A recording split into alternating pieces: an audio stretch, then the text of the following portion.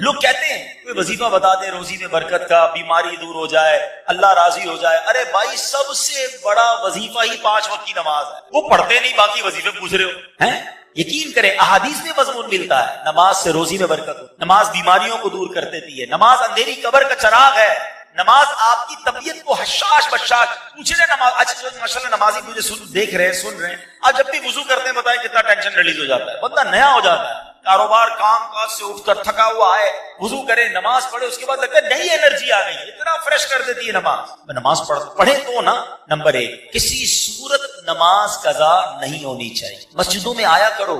ہاں کہا جاتا ہے کہ ایک جگہ پر ڈاکوؤں کی ایک ٹیم نے کسی مالدار شخص کو لوٹا، اس کے گھر میں گھس گئے. جیسے ہی گھر میں گھسے تو اس شخص کی آنکھ بھی کھل گئی، اس نے شور مچا دیا. تو جیسے ہی شور مچ گیا تو ڈاکو بھاگنے لگ گئے. تو محلے والے بھی ان کو پکڑنے کے لیے پیچھے بھاگنے لگے. وہ ڈاکوؤں کی جو ٹیم تھی وہ آگے آگے، محلے والے چور چور کہہ کے پیچھے بھاگتے رہے. آگے جا کر ڈاکوؤں کو ایک مسجد نظر آئی، کوئی اور جگہ تو سمجھ نہیں آئی، وہ مسجد میں گھس گئے اور مسجد میں جا کر جھوٹ موٹ نماز پڑھنے لگے. محلے والے ڈھونڈتے ڈھونڈتے مسجد میں آ گئے، کہ یہاں تو نمازی نماز پڑھ رہے ہیں، ڈاکو لگتا ہے کہیں اور چلے گئے. وہ ڈاکوؤں کو چھوڑ کر واپس چلے. اب جو ڈاکوؤں کا سردار تھا نا، بڑا عقل مند آدمی تھا، اس نے اپنی ٹیم کو جمع کیا اور کہتا ہے یار ایک بات بتاؤ، آج میں نے جھوٹ موٹ نماز کی نقل کی ہے، اللہ کے گھر میں آ گیا، اللہ نے دنیا کی ذلت اور رسوائی سے بچا لیا.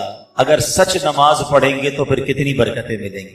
اللہ ادھر بھی بچا لے گا، ادھر بھی بچا لے گا. میں نیت کرتا ہوں کہ آج کے بعد میں نے ڈکیتی نہیں مارنی، میں نے حرام کمانا نہیں ہے، میں توبہ کرتا ہوں، تم بھی چاہو تو توبہ کر لو. اس کے چیلوں نے کہا ہمارے ڈکیتی میں بھی آپ سردار تھے، اب جب توبہ آپ کر رہے ہیں تو توبہ میں بھی ہم آپ کے ساتھ ہیں. سب نے توبہ کر لی، اللہ کی بارگاہ میں رجوع لائے اور نیک نمازی بن گئے. اب نماز جو ہے نا وہ کس طرح اور کہاں کہاں بچاتی ہے. قرآن پاک میں اللہ کریم ارشاد فرماتا ہے ان الصلاۃ تنہی عن الفحشاء والمنکر، کہ بے شک نماز بے حیائی اور بری باتوں سے روک. یہ بڑی کمال کی چیز ہے. لوگ کہتے ہیں یار معاشرے کو ٹھیک کرو. سچی بات یہ ہے کہ ہم معاشرے کو نمازی بنا دیں، بندوں کو نماز کو ٹھیک کر لیں. اگر آپ کسی کی نماز درست کر لیں اور اس کو نمازی بنا دیں نا، ہم کہ یار اس کے اندر یہ بھی بری عادت، یہ بھی بری عادت، یہ بھی بری عادت. آپ اس کو ٹھیک نماز پڑھنا سکھا دیں، باقی کام نماز کر لے گی. کیونکہ رب نے قرآن میں فرمایا نا کہ نماز بے حیائی اور بری باتوں سے روکتی ہے. نماز شیطان پر پتہ کتنی بھاری ہے. شیطان جب نماز فرض ہوئی نا تو شیطان رونے لگا، تو اس کے شاگرد جمع ہو گئے اور رونے دھونے کی وجہ پوچھی تو کہتا ہے اللہ کریم نے مسلمانوں پر نماز فرض کر دی ہے. شاگردوں نے کہا پھر کیا ہوا؟ شیطان کہتا ہے مسلمان نمازیں پڑھیں گے اور اس کی برکت سے گناہوں سے بچ جائیں گے. تو چیلوں نے کہا پھر ہمارے لیے کیا حکم ہے؟ جواب دیا جب کوئی نماز کے لیے کھڑا ہو تو اس کو ایک کہے کہ دائیں دیکھ، ایک کہے بائیں دیکھ، اور اس کو الجھا ڈالو، کنفیوز کر دو، تاکہ اس کا دل جو ہے وہ نماز میں نہ آئے. میرے پیارے اسلامی بھائیوں، یہاں 2 باتیں بڑی اہم ہیں. ایک تو نماز شیطان پڑھنے نہیں دیتا، اور پڑھتے ہیں تو نماز میں دھیان نہیں لگنے دیتا. ٹھیک ہے نا. اب 2-3 چیزیں جو میں انشاءاللہ اس کو کور کرنے کی کوشش کرتا ہوں. سب سے پہلے نماز کی اہمیت. ہماری لائف میں نماز کی اہمیت کتنی ہے یہ چیک کرنا ہے. مطلب مسلمان کے ذہن میں وہم میں ہونا ہی نہیں چاہیے کہ نماز بھی قضا ہو سکتی. کیسے ہو سکتا ہے؟ پاسبل ہی نہیں ہے. لیکن جناب دکان پہ گاہک بہت تھے اس لیے ظہر چلی گئی، شام ذرا رش کافی تھا اس لیے عصر چلی گئی، بس مغرب میں نے اس لیے قضا کر دی کہ عشاء کے ساتھ پڑھ لوں گا، فجر میں یار آنکھ نہیں کھلتی ہے. کمال ہے. اتنے عجیب عجیب ایکسکیوز لوگ دے رہے ہوتے ہیں کہ سمجھ نہیں آتا کہ مطلب آپ کی کبھی ٹرین چھوٹی اس لیے کہ صبح ٹرین تھی آنکھ نہیں کھلی، کبھی فلائٹ چھوٹی، کبھی کوئی آپ کا گاہک کہے یا کوئی اہم پارٹی کہے یا آپ کا باس کہے کہ صبح 8 بجے فلاں جگہ پہنچنا ہے، ضروری ہے پہنچنا، آپ 7:30 بجے پہنچ جاتے ہیں، الارم رکھتے ہیں. باقی تمام چیزوں کی اہمیت ہے، ہمارے نزدیک نماز کی اہمیت نہیں ہے. جس کے نزدیک نماز کی اہمیت ہے نا، آپ پوچھیں نمازیوں سے. کمال بتاؤں آپ کو، جو 5 وقت کا پکا نمازی ہے نا وہ بے چین رہتا ہے اگر اس کی کبھی جماعت چلی جائے. اس کو اندر ہی اندر سے الارم بجتا ہے یار میری عشاء باقی ہے، میری مغرب باقی ہے. اس کو چین نہیں آئے گا، اس کی باڈی ریکال کرتی ہے کیونکہ اس نے اپنے ذہن میں یہ بٹھا لیا ہے، یہ سافٹ ویئر اپڈیٹ ہو چکا ہے کہ کچھ بھی ہو جائے میری نماز قضا نہیں ہو سکتی. مبارک ہو انہیں جن کی نماز قضا نہیں ہوتی. کیسے نماز قضا ہو جائے بھائی؟ کبھی ہماری ناشتہ قضا ہوا، کبھی دوپہر کا کھانا قضا ہوتا ہے کہ نہیں یار آج فجر یار جلدی میں تھا، ناشتہ ہی کھانا بھول گیا، اب دوپہر کا کھانا ہی نہیں کھایا. باڈی ریکال کرتی ہے, ہمیں باڈی بتاتی ہے کہ یار دوپہر کا کھانا نہیں کھایا, بھوک لگ رہی ہے. اپنی زندگی میں نماز کو ایسا شامل کر لو کہ تمہیں کوئی یاد نہ دلائے, تمہارا دل تمہارا دماغ خود اندر سے کہے کہ نماز کا وقت ہو گیا, چلو نماز کی. ہاں, اور ایسا ہو جاتا ہے ماشاءاللہ. آپ دیکھیں جو 5 وقت کے برسوں سے نمازی ہے نا, ان کی نماز قضا نہیں ہوتی, بالکل ٹائم پہ وہ نماز پڑھتے, کیونکہ انہوں نے اپنی زندگی کا اسے ایک حصہ بنایا. کچھ لوگ حصہ نہیں بناتے, موڈ آتا ہے جیسے ابھی بیان ہوا کل سے نماز پڑھوں گا, 3 دن بعد پھر نماز ختم. وہ جوش آتا ہے, جوش اپنی جگہ پر. آپ کو روٹین بنانی ہوگی, آپ کو پہلے اپنے آپ کو سمجھانا ہوگا, اور نماز کتنا ضروری ہے آپ کو پتا ہے. احادیث پہ فرمایا گیا الصلاۃ عماد الدین, نماز دین کا ستون ہے. اب اس مسجد میں یہ ستون نظر آ رہے ہیں آپ کو, پلر. اللہ نہ کرے کوئی پلر کاٹ دے, کیا ہوگا؟ عمارت گر جائے گی نا. تو ہمارے اور آپ کے دین کا پلر ہی نماز ہے. پلر ہی نہیں ہے تو عمارت کیسے کھڑی ہوئی؟ سمجھیے اس بات کو. اور نمازی کے انعام, اللہ اکبر. اچھا, پھر کچھ لوگ پتہ کیا کہتے ہیں, یار میں مسجد میں نہیں جا سکتا, بڑا بیزی ہوتا ہوں. ارے میری اور آپ کی کیا اوقات ہے, مسجد میں نہیں آ سکتے. اللہ جسے بلاتا ہے وہی اللہ کے گھر میں آتا ہے. مجھے ایک بات بتاؤ نا, آپ کے گھر میں آپ کی بغیر اجازت کوئی آ سکتا ہے؟ گھنٹی بجائے میں آپ کے گھر میں آنا چاہتا ہوں, آپ کہیں گے کون ہے بھائی, میں تو نہیں جانتا, میں نے بلایا تو نہیں آپ کو. ایسا ہی ہے نا, میرے اور آپ کے گھر میں کوئی بغیر اجازت نہیں آ سکتا, اور اللہ کے گھر میں ایسے ہی منہ اٹھا کر آ جائے گا. جو نہیں آتا نا وہ اللہ سے معافی مانگے. ہمارے ایسا ہوتا ہے کہ دکاندار, دکان کا مالک مسجد میں نہیں آتا, اور اس دکان پر کام کرنے والا 5 ٹائم مسجد میں جاتا ہے. اللہ سے معافی مانگو کہ اللہ میں نے ایسا جرم کیا کر دیا, اس کو 5 ٹائم بلاتا ہے, مجھے 1 ٹائم نہیں بلاتا, یہ میرا قصور ہے, اللہ ناراض ہو گیا ہے. کہیں ایسا تو نہیں کہ رب ناراض ہو گیا. معافی مانگا کرو اور جایا کرو مسجد میں.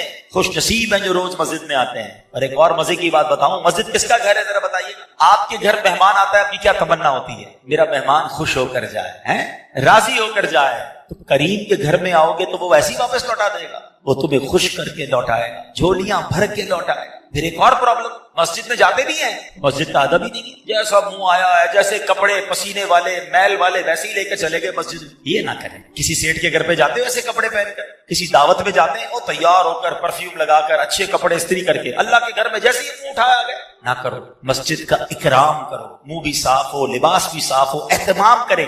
آپ کیا کریں جناب, جاب کرتے ہیں, کپڑے میلے ہو جاتے ہیں, ایک سوٹ رکھ لیں الگ سے, نماز کے وقت پہنے اسے. بزرگوں نے نماز کے لیے الگ لباس رکھے ہوئے تھے, خوشبو لگاتے تھے. اہتمام کرو گے نا, جتنا مسجد کا ادب کرو گے اتنا نوازے جاؤ گے. تیسری بات, مسجد میں آ کر بھاگا نہ کرو, جلدی نہ مچایا کرو. یہ بھی بڑا پرابلم ہے. علماء نے بڑی پیاری مثال دی ہے کہ مومن کی مثال مسجد میں ایسی ہوتی ہے جیسے مچھلی پانی کے اندر ہوتی ہے, کیسے پرسکون ہوتی ہے پانی کے اندر. اور منافق کی مثال جیسے مچھلی پانی کے باہر ہوتی ہے. اب اپنے دل سے پوچھ لو, ہم جب مسجد میں آتے ہیں ہمارے دل کی کیفیت کیا ہوتی ہے؟ یار جلدی ختم ہو جائے بس, کسی طرح لیٹ ہو رہا ہے یار. ابھی تک امام صاحب کبھی 2 منٹ نماز لمبی کرتے تو لوگ نمازی امام صاحب کو پکڑ لیتے ہیں, حضرت آپ نے 2 منٹ زیادہ لے لیے, 1 منٹ دعا لمبی کرا دی. اللہ کے بندے, تجھے 2-3 منٹ اللہ کے گھر میں بیٹھ کر پرابلم ہو رہی ہے. اچھا, یہی اعتراض کرنے والا بار پان کی دکان پہ آدھا گھنٹہ کھڑا رہ جائے گا, اس کو وہاں پرابلم نہیں ہے. یہاں پرابلم ہے کہ 3 منٹ زیادہ کیوں, امام صاحب 1 منٹ لیٹ کیوں, اور درود پڑھ لیتا ہے 1 منٹ. بھائی اللہ کے گھر میں بے سکونی کیسی؟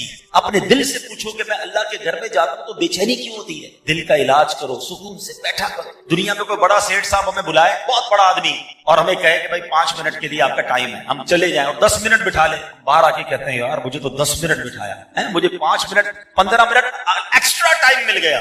دنیا والا 10 منٹ زیادہ بٹھائے تم خوش ہوتے ہو, اللہ کے گھر میں 5 منٹ زیادہ بیٹھنے کے لیے تیار نہیں ہوتے. یہ نہ کیا کرو, بیٹھا کرو. میں آپ کو اور مشورہ دیتا ہوں, ہم سارے پریشان ہیں, جتنے بیٹھے سب کے ساتھ کوئی نہ کوئی کہانی ہے. کوئی بیمار ہوگا, کوئی قرضے میں ہوگا, کسی کے روزگار کے مسئلے, کوئی اولاد کی پرابلم میں, ساری دنیا میں پرابلمز ہی ہے نا. مسجد میں آیا کرو, نماز ختم بھی ہو جائے کرے نا, دعا بھی ہو جائے, پھر بھی بیٹھا کرو, 2-4 منٹ اکیلے میں بیٹھ جائے بس, پھر اللہ سے باتیں کیا. ہاں, مزے کی بات بتاؤں, دنیا کائنات میں بڑے لوگوں سے بات آسان نہیں ہے. کسی سے فون کرو تو نمبر ہی نہیں ملتا بڑے آدمی کا, اٹھاتا ہی نہیں کوئی فون ہمارا, بیچ میں سیکرٹری ہوتا ہے, صاحب بیزی ہیں. اچھا, بات کرنی ہے 3 دن بعد, اتنے بجے کال کرنا, 5 منٹ کی کال, بڑے آدمی سے بات کرنا اتنا مشکل. آؤ میں بتاتا ہوں, جس نے کائنات بنائی ہے نا, اس سے بات کرنے کا کوئی پرابلم نہیں. جتنی بات کرنی ہے بات کرو. ہاں, اللہ دل کی بات بھی سنتا ہے. تمہاری زبان میں بات کرو نا, کوئی ٹرانسلیٹر ضروری نہیں ہے. بات پتہ ہے کیسے ہوگی؟ ٹیلی فون ڈائل کیسے ہوتا ہے؟ مولا علی فرماتے ہیں کہ جب میرا جی چاہتا ہے رب مجھ سے بات کرے, میں قرآن پڑھنے لگ جاتا ہوں, اور جب جی چاہتا ہے میں رب سے بات کروں تو میں دعا کرنے لگ جاتا ہوں. یہ جو دعا ہے نا, ہاتھ اٹھانا, یہ ڈائریکٹ ڈائلنگ ہے. بس اب آپ بولتے جائیں, آپ نے ہاتھ اٹھائے، بلکہ ہاتھ بھی اٹھانا دعا کے لیے ضروری نہیں، ادب ہے، نہ بھی اٹھائیں، آپ سر جھکا کے بیٹھے اللہ سے باتیں کرو، وہ دل کے حال بھی جانتا ہے، کہو نا اس سے میں بیمار ہوں، کہو نا اس سے میں پریشان ہوں، کہو نا مالک میں پھنس گیا ہوں۔ اللہ سے بات نہیں کرتے، رب کے سامنے نہیں جاتے، سب کے سامنے جاتے ہو، سارے محلے کو بتاتے ہو یہ پرابلم، یہ پریشانی، کاروبار ڈاؤن، مارکیٹ اپ ڈاؤن، وہ کیا کر لے گا بھائی؟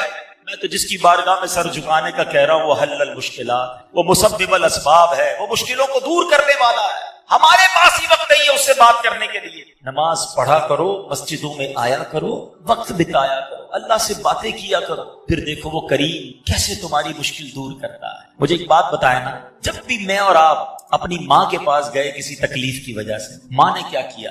سینے لگایا تھا نا، دعائیں دی تھی نا، جھٹکا تو نہیں تھا۔ تو ماں جب اتنا پیار کرتی ہے، ہم تکلیف میں جائیں تو وہ تو کئی ماؤں سے زیادہ پیار کرنے والا ہے۔ اس کو پکارو تو صحیح، اس سے مانگو تو صحیح، ہاتھ تو اٹھاؤ، دعا تو کرو، سر تو جھکاؤ۔ نمازیں قضا کرنے والا، مسجد سے دور بھاگنے والا کیسے امید کرتا ہے کہ اللہ میری دعا قبول فرمائے گا اور مجھ پر مشکلیں آسان فرمائے گا؟ ہم خود ہی رب سے بھاگے ہوئے۔ تو نماز سے دوستی، مسجد سے دوستی تھام، کسی صورت نماز قضا نہ ہو۔ اچھا، میں نے ایک طرف تو نماز کے فضائل بیان کیے، نماز پتہ ہے کیسے کیسے فضائل ہیں؟ نماز کے بارے میں میرے آقا نے فرمایا جعلت قرۃ عینی فی الصلاۃ، نماز میں میری آنکھوں کی ٹھنڈک ہے۔ ہم کہتے ہیں غلامی رسول میں موت بھی قبول، جس کو موت قبول ہے اس کو نماز قبول کیوں نہیں ہے؟ پہلے تو نماز ہے نا، موت کی باری تو بعد میں آئے گی، خالی نعرے لگانے آتے ہیں۔ اور پھر سنو، سب سے بڑا انعام پتہ ہے نمازی کو کیا ملے گا؟ کہ بروز قیامت اس کو اللہ کریم کا دیدار نصیب، رب کا دیدار۔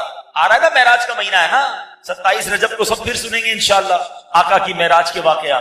تو آقا کو تو معراج نصیب ہوئی، ہم گناہ گاروں کے لیے بھی چانس ہے کہ جو نمازی ہوگا اللہ کریم قیامت کے بعد جنت میں اس کو اپنا دیدار عطا فرمائے۔ اب آپ کی مرضی ہے، اللہ کا دیدار کرنا ہے تو نمازیں پڑھو۔ اچھا، لیکن ایسا نہیں کہ نماز آپشنل ہے، پڑھ لی تو پڑھ لی، نہیں پڑھی تو کوئی مسئلہ نہیں۔ نہیں جناب، سب سے بڑا گناہ، بڑے سے بڑے گناہوں کی جب بھی لسٹ آپ دیکھیں گے نا، کبیرہ گناہوں کی لسٹ، اس میں نماز نہ پڑھنا شامل ہوتا ہے۔ کہ کوئی شراب پیے، لوگ کہتے ہیں شراب پیتا ہے، اوہ یہ جواری ہے، یہ ہیروئنچی ہے، یہ فلاں غلط کام، بدکاری کرتا ہے۔ ٹھیک ہے، یہ سارے گناہ ہیں، بڑے گناہ ہیں، مگر ان سب سے بڑا گناہ بے نمازی ہوں۔ اس کو کوئی نہیں بولتا بھی بے نمازی ہے، کیونکہ سارے بے نمازی ہیں، اکثر ہی بے نمازی ہیں۔ نہ کرو ایسا، اللہ شدید ناراض ہوتا ہے جو نماز نہیں پڑھتا۔ روایتوں میں آتا ہے کہ کوئی شخص ایک نماز جان بوجھ کر قضا کر دینا، اس کا نام جہنم کے اس دروازے پر لکھ دیا جاتا ہے جس سے وہ اس کو جہنم میں داخل کیا جائے۔ اب آپ سوچیں، ہمیں احساس ہی نہیں ہے نماز قضا ہو رہی ہے، کوئی سر پہ بل بھی نہیں آتا، کوئی افسوس بھی نہیں کرتا کہ یار میری نماز قضا ہو گئی، ٹینشن ہی کوئی نہیں۔ حالانکہ یہ سخت گناہ، روایتوں میں آتا ہے کہ اللہ کریم جب کسی سے ناراض ہوگا اور بے نمازی قبر میں جائے گا تو اس کو قبر ایسے دبائے گی، میرے آقا نے انگلیاں ملا کر فرمایا کہ پسلیاں ٹوٹ پھوٹ کر ایک دوسرے پہ پیوست ہو جائیں، دونوں طرف کی پسلیاں آپس میں مل جائیں گی، قبر ایسے دبا دے بے نمازی۔ خدا را نماز کسی صورت قضا نہیں ہوگی، نیت کریں انشاءاللہ۔ اب ایک اور مسئلہ، نماز پڑھنی ہے، مسجد میں آنا ہے، لیکن ایک اور مسئلہ ہے، کچھ لوگ بیٹھے ہوں گے جو ماشاءاللہ 5 وقت کے نمازی ہوں گے، اور میں نے تو قرآن کی آیت سنائی ہے ان الصلاۃ تنہا عن الفحشاء والمنکر، بے شک نماز بے حیائی اور بری باتوں سے روکتی ہے۔ واقعہ بھی بتا دیا۔ ایک اور واقعے سے اس بات کو سمجھیے گا، کتابوں میں لکھا یہ بھی واقعہ کہ نزہۃ المجالس میں کتاب، بڑا عجیب و غریب واقعہ ہے کہ ایک شخص جو ہے وہ ایک عورت پر عاشق ہو گیا۔ وہ عورت شادی شدہ بھی تھی، اس نے اس عورت کو ایک چٹھی لکھی اور پیغام دیا کہ میرا دل تم پر آ گیا ہے، برا ارادہ تھا اس کا۔ اب چونکہ عورت بڑی سمجھدار تھی اور اس کا جو شوہر تھا نا وہ مسجد کا امام تھا، پرہیزگار بھی تھا، سمجھدار بھی تھا، اس نے اپنے شوہر کو پرچی دی کہ دیکھیں اس طرح مجھے ایک شخص نے پرچی دی ہے۔ تو شوہر نے کیا کہا کہ ایسا کرو کہ اس شخص کو تم ایک چٹھی لکھ کے دو کہ ٹھیک ہے تم ایک کام کرو کہ پہلے فلاں مسجد میں امام کے پیچھے، فلاں امام کے پیچھے 40 نمازیں با جماعت بلا ناغہ پڑھو، اگلی بات اس کے بعد کرے گی۔ اب اس کے دماغ میں عشق کا بھوت سوار تھا، اس نے کہا چلو ٹھیک ہے، لگتا ہے کوئی کام بن جائے گا۔ وہ 40 نمازوں تک، 40 دن تک، بلکہ 40 دن تک 5 نمازیں وہ بلا ناغہ اس مسجد میں جاتا اور امام صاحب کے پیچھے ادا کرتا، پڑھتا رہا، دل پر اثر ہوتا رہا۔ سبحان ربی العالی، سبحان ربی العظیم، اللہ اکبر، اللہ کی بارگاہ میں دعائیں کرتا رہا، نمازیں پڑھتا رہا۔ اب دل پر اثر ہونا شروع ہو گیا۔ ابھی 40 دن گزرتے ہیں تو وہ نوجوان جو ہے اب ایک اور پرچی لکھتا ہے اور کہتا ہے کہ میں آپ سے معافی کا طلبگار ہوں، اللہ کی بارگاہ میں سجدہ کر کے مجھے پتا چل گیا، نمازیں مجھے پڑھتے ہوئے پتا چل گیا کہ یہ حرام اور رب کی ناراضی والا کام ہے، اگر محبت کرنی ہے تو اللہ سے کرنی چاہیے، اللہ کے حبیب سے کرنی چاہیے۔ میں ان تمام حرام کاموں سے میں نے توبہ کر لی ہے اور میں اب اللہ کی بارگاہ میں توبہ کرتا ہوں۔ میری بہن میں آپ سے جو غلط نیت تھی اس پر بھی معافی چاہتا ہوں۔ اللہ اکبر۔ اس عورت نے اپنے شوہر کو وہ پرچی دکھائی کہ دیکھیں یہ تو کمال ہو گیا، یہ شخص برے ارادے سے آیا، آپ نے نماز کا کہا، 40 نمازیں ابھی پوری نہیں ہوئی ہیں اور اس کے دل کی دنیا بدل گئی ہے۔ اللہ اکبر۔ اس شخص کی زبان پر اب بے ساختہ یہ جاری ہو گیا، صدق اللہ العظیم فی قولہ، اللہ نے قرآن میں بالکل سچ فرمایا ہے۔ اور کیا فرمایا ہے؟ ان الصلاۃ تنہی عن الفحشاء والمنکر، کہ بے شک نماز بے حیائی اور بری باتوں سے بچا لیتی ہے، روک لیتی ہے۔ ہو سکتا ہے آپ کے ذہن میں خیال ہے یار نماز تو میں بھی پڑھتا ہوں، جھوٹ پھر بھی نہیں چھوٹ رہا، فلمیں ڈرامے پھر بھی نہیں چھوٹ رہے، غلط کام تو پھر بھی ہو رہے ہیں۔ اچھا کسی اور کے بارے میں بھی خیال آ رہا ہوگا وہ بھی نمازی ہے لیکن وہ بھی غلط کام کرتا ہے۔ تو پہلے تو ایک بات طے کر لیں، جو قرآن میں لکھا ہے وہ سچ اور حق ہے، وہ بالکل چینج نہیں ہو سکتا۔ اس کا مطلب قرآن نے تو حق فرمایا۔ اب دوسرا آپشن کیا ہو سکتا ہے کہ جو نماز پڑھ کے بھی گناہ سے نہیں بچ رہا نا، اس کی نماز ٹھیک نہیں ہے، اس کا پرابلم نماز میں ہے۔ اور جی ہاں، میرے آقا علیہ الصلوۃ والسلام نے فرمایا سب سے بڑا چور وہ ہے جو نماز کا چور ہے۔ نماز میں کون چوری کر سکتا ہے؟ فرمایا حدیث پاک کا خلاصہ ہے جو کوے کی طرح ٹھونگ مارتا ہے۔ ہم نے دیکھا ہے کچھ لوگ نماز ایسے پڑھتے ہیں وہ سجدے سے کھڑے نہیں ہوں گے پورے پھر سجدے میں چڑھ جائیں گے، رکوع سے کھڑے نہیں ہوں گے پھر سجدے میں چڑھ جائیں گے، کوے کی طرح فرمایا ٹھونگ مارتا ہے۔ ان کی نماز ہی ٹھیک نہیں ہے، جلدی جلدی نماز پڑھ رہے ہیں، نہ سکون سے رکوع کر رہے ہیں، نہ سکون سے سجدے کر رہے ہیں، نہ پراپر طریقے سے نماز پڑھ رہے ہیں۔ ایسے لوگوں کی نماز بھی ان پر لعنت کرتی ہے۔ ہاں نماز میں قرات کرتے ہیں نا، تلاوت کس کس کو آتی ہے، مخارج کس کے درست ہے، نماز کے پورے احکام ہے نا۔ اب جب تک آپ کہ میں نماز وضو بھی کروں، نماز بھی پڑھوں اور قبول بھی نہ ہو، یہ کیسے ہو سکتا ہے؟ اب سائنس نے بڑا آسان کر دیا سمجھانا۔ پہلے ہم لوگوں کو کہتے تھے، لوگوں کو سمجھ نہیں آتی تھی۔ اب مثال کے طور پہ ہم ہر روز نماز میں پڑھتے ہیں الحمدللہ رب العالمین، ہے نا، پڑھتے ہیں نا۔ مانا کیا ہے؟ تمام تعریفیں اللہ تعالیٰ کے لیے جو عالمین کا رب ہے، ٹھیک ہے نا۔ لیکن اگر کوئی پڑھے الحمدللہ رب العالمین، ہا اور ہا میں فرق تو تھوڑا سا ہی ہے، مگر مانا کیا بن جائے گا؟ تمام شعلے اور برائیاں اللہ تعالیٰ کے لیے۔ اب جس کی تلفظ ہی ٹھیک نہیں ہے اس کی نماز کا کیا حال ہو رہا ہوگا؟ ثواب ملے گا اسے جو یہ کہے گا قل هو اللہ احد، کہو کہ اللہ ایک ہے۔ کوئی کہے قل هو اللہ احد، ہا کی جگہ ہا پڑھ دے، مانا بن جائے گا بزدل ہے۔ اب بتاؤ کیا مانا بنے گا؟ نماز میں کیا فائدہ ہوگا؟ نمازیں پڑھی جاؤ، سردی میں وضو بھی کر رہا ہے بیچارہ، نماز بھی پڑھ رہا ہے، مگر نہ مخارج ٹھیک ہے، نہ سجدہ ٹھیک ہے، نہ کہیں نماز سیکھی ہے۔ نماز کیسے بے حیائی اور برائی سے روکے گی؟ سیکھی کہاں ہے نماز؟ آپ یہاں مارکیٹ میں کام کرتے ہیں، آپ نے کام سیکھا ہے، کسی کاریگر کے ساتھ بیٹھ کر آپ نے کڑھائی سیکھی ہوگی، سلائی سیکھی ہوگی، کسی استاد سے شاگردی اختیار کر کے کام سیکھا۔ نماز کدھر سے سیکھی مجھے بتا دیں؟ یار وہ ابو جیسے پڑھتے تھے ویسے ہم پڑھتے تھے، محلے میں لوگ وضو کرتے ہوئے دیکھا ویسے ہی وضو کرنا شروع کر دیا۔ ایسے تو نہیں ہوتا نا۔